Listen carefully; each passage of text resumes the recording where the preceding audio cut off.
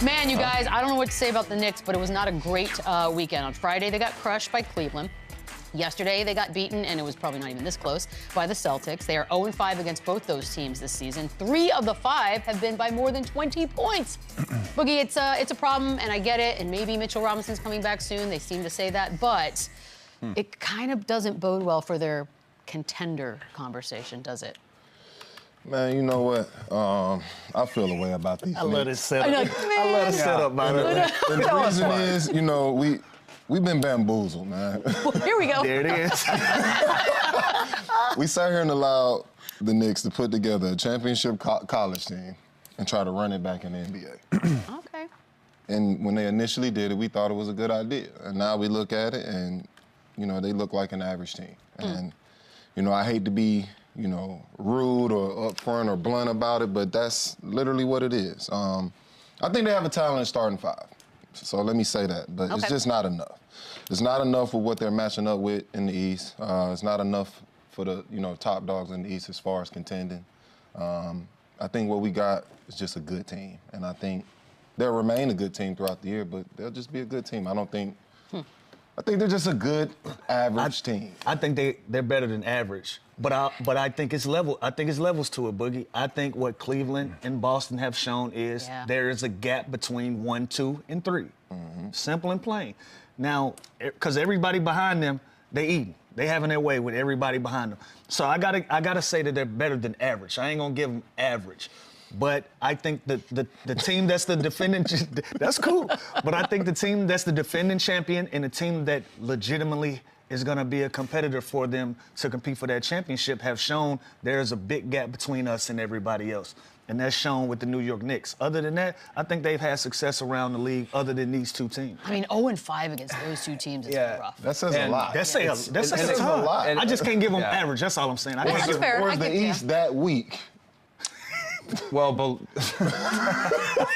here's the thing. I also saw that they're 0-7 against the top 3 teams, so maybe they're including the Thunder or something like that too. They've probably lost to Thunder twice. So do you give them credit for handling their business and beating the mediocre teams, or do you kind of look and come playoff times, they're going to have to go through these 2 teams that they're 0-5 against? And 3 of these games have been, I don't want to curse, butt whoopings. So I'm proud of you. So yeah, they Great could discipline. So yeah, they could be a good regular season team and beat up on the Wizards and the Raptors and collect a lot of wins. But if you are winless against the teams you have to go through come playoff time, that is a glaring concern. Yeah. That is tough. And look, obviously, when we talk about a Tibbs team, there are certain, his MO is very much known.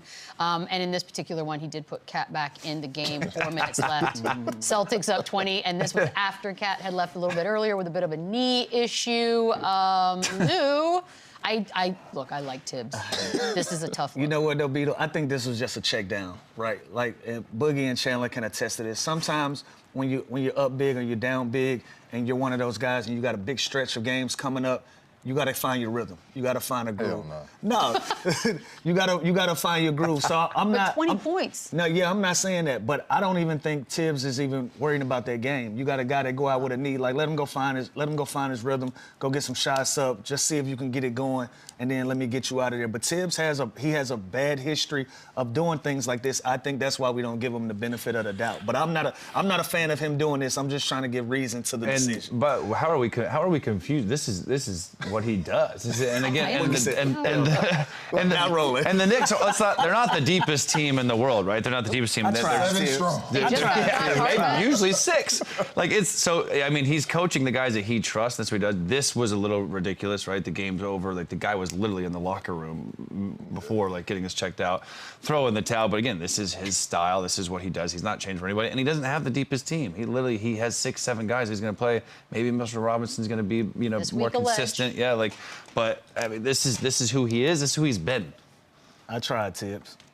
By the way, is it Tibbs or Thibs? So it's I'll tell you what Thibodeau, it is. which I never will say. That's like I have a list. Short, it's Thibodeau when it's long. So it's Thibs. That took a turn. No, it's technically Tibbs when it's the shortened version.